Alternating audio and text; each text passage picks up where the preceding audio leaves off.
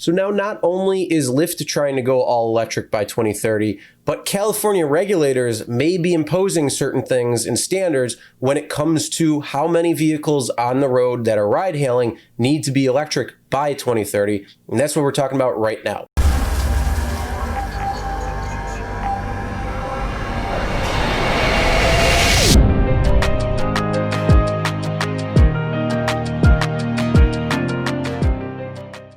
Hey everyone, Chris here from Real Rideshare Stories. If you're new to the channel and you're looking for different things within the rideshare industry, whether it's updates to what's going on, news, tips and tricks for passenger drivers, or what actually happens on real rideshare rides, start now by hitting that subscribe button and ring the bell for notifications. Also make sure to check the description below for other helpful information and tips.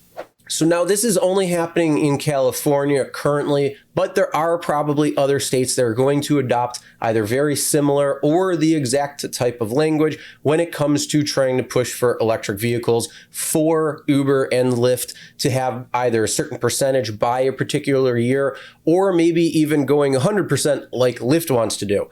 And it's easier said than done because these companies can just sign on and say, yeah, we want to do that too, but they don't own any vehicles. It's all on us drivers who own the vehicles. So the real question is, what kind of things are you going to do to sweeten the pot for us to make that switch from whatever we're driving now to getting an electric vehicle in the future? And I want you to keep that in mind when I go through this article from Wired, because it's pretty interesting how these companies are jumping on, but yet they don't have any real issue when it comes to trying to transition vehicles because they don't own any. It's still all the drivers. So like I said, keep that in mind a little bit. So this right here is an article from Wired, and it's titled "California's Air Pollution Cops Are Eyeing Uber and Lyft." And a link will be in the description below, so if you want to read this article in full, then you can. And it's also saying a proposal would require 60% of ride-hail miles to be in electric vehicles by 2030, and the companies are on board. Well, again, of course they're going to be on board because they don't have any vehicles. They have no commitment really when it comes down to it. It's going to pass on all to drivers. So that's one of the big problems that it has when it comes to this. And I will give my perspective on electric vehicles at the end of this. So if you want to see that and stick around for that, then make sure you wait to the end. So since Uber and Lyft burst onto the scene a decade ago, the companies have established a reputation for dodging government regulations. Now California is working on first-of-the-kind rules to limit emissions from ride-hail vehicles, which could force the companies to get about 1/3 of the drivers into electric vehicles by 2030. Now you might be asking yourself, how does 1/3 equal 60% of miles? Well, it's going to go on to that. So the math does sound a little tricky, but don't worry, it does actually add up. So it says, to which the ride-hail companies say, with some qualifications, bring it on. Easier said than done. Again, what kind of incentives are you going to be giving drivers? Because you got to give some. And then it says the state's goal is ambitious, to put it lightly. The California Air Resources Board, or also known as CARB, has proposed requiring that 60% of miles traveled by the ride-hail passengers be in electric vehicles by 2030. So in 2018, only 1% of those miles were in electric vehicles. California is the nation's top market for electric vehicles, but less than 1 in 10 cars sold in 2019 can plug in. So to hit that 60% target, the Air Board estimates that 1/3 of ride-hail vehicles will have to be electric, and that the companies will need to push their highest mile drivers to switch to EVs. So right there, because not all drivers are driving the same, all the full-time drivers, they're going to have to try to push to try to get these EV vehicles on the road, so then they can get out there and try to hit this requirement of 60% of their target. So it says the companies would also have to bring back their shared pooling services, which have been suspended during the COVID-19 pandemic. And a lot of drivers don't like pooled or shared rides because of the problems that they can create. So still, Lyft wants stricter, not looser rules. We think that CARB should continue to be aggressive, says Sam, the company's head sustainability.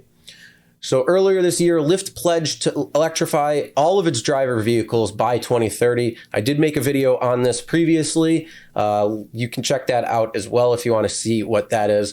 But that's a challenge because Lyft doesn't own those vehicles. Thank you. It casts itself as a tech-aided intermediary between small business people, drivers, and people who want to purchase their services, riders. So we all know that they're really in the game of ride hailing. They're just trying to masquerade as a tech company. Don't need to get into that, but so it must convince drivers to buy electric vehicles when the tech is still more expensive than gas-powered cars and chargers still hard to come by. How do you do that?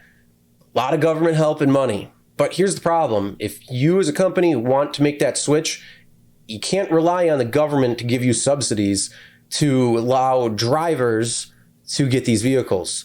You got to put some money out there, at least in my opinion.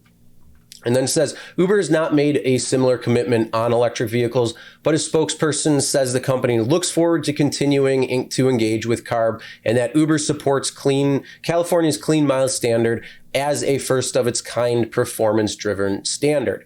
Of course, they're going to say, yeah, we welcome anything, because that's the only time Uber ever has to make changes is when regulations go in place.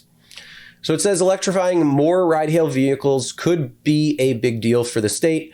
There's a catalyst opportunity here to have positive benefits in the market as a whole and not just for ride-hailing, says Don Nair, Research and Deputy Director of a Clean Vehicles Program at the Union of Concerned Scientists, a science advocacy organization.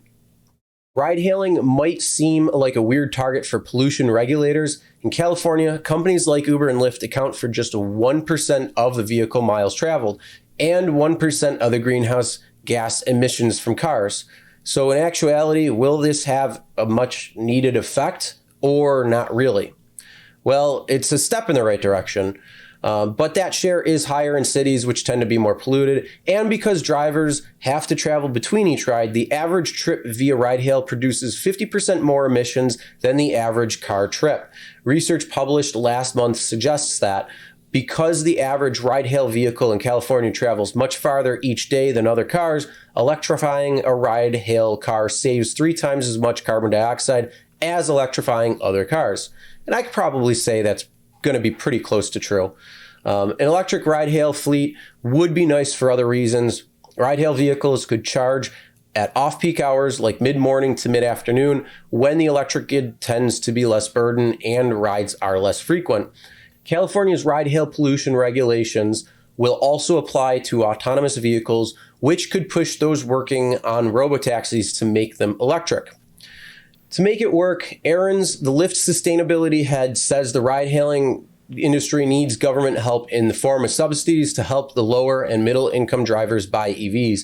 Colorado and Massachusetts, the company receives tax credits when it introduces EVs into its fleet. It needs more, cheaper, and faster charging stations. It needs to strike deals with utility companies, which could make it more affordable for drivers to charge up. Now, the only thing with this last paragraph right here is that I don't agree that the government needs to bail them out, because essentially that's what it's going to be, is a bailout, because they're trying to get the government to perform subsidies so that drivers can afford these EVs, which I think it's good to have some kickbacks. But Uber and Lyft really need to be providing the kickbacks. If they're the ones who are saying, yeah, we're going to work with that, or we want a stricter, like Lyft is saying, that they want 100% of its fleet by 2030, then you're going to have to put some money on the table and make that actually happen. Because otherwise, again, you're just pretty much getting a bailout. And then in Colorado and Massachusetts, the company receiving tax credits when it introduces EV into its fleet, that shouldn't be happening. It should probably be going to the drivers. And anybody in Colorado or Massachusetts who may have an electric vehicle, did you receive the tax benefit? Or was it something that was given to Uber or Lyft? Comment below, let me know that, because I want to make sure I'm clear with that. But the way it sounds right there, it sounds like they are the ones who are receiving the tax credit, even though they're not the ones who purchased the vehicle. It's the driver that purchased the vehicle. Now, first off, what are your thoughts on this? Do you think that you should have to be forced or looking at an electric vehicle? Do you think that there should be some sort of requirement for drivers to have EVs? Do you think that it should fall onto Uber or Lyft to help pay for these vehicles? Or do you think that this is something that needs to be backed by the government as a subsidy? Comment below, let me know your thoughts on all of that. And now going on to my opinion on this, I do like electric vehicles. I think they're great. In fact, I'm probably going to be buying an electric vehicle as my next vehicle purchase.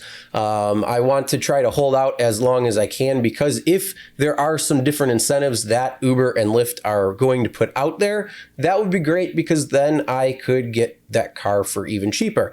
And with more coming onto the market from different companies, I think it's going to help with competition where it can drive the price a little bit lower, as well as create a better infrastructure. So I do see the positives about these types of cars coming out onto the market, but having these requirements is still that sticky situation, because again, Uber and Lyft don't own these vehicles, so they can say, yeah, we're behind that 100%.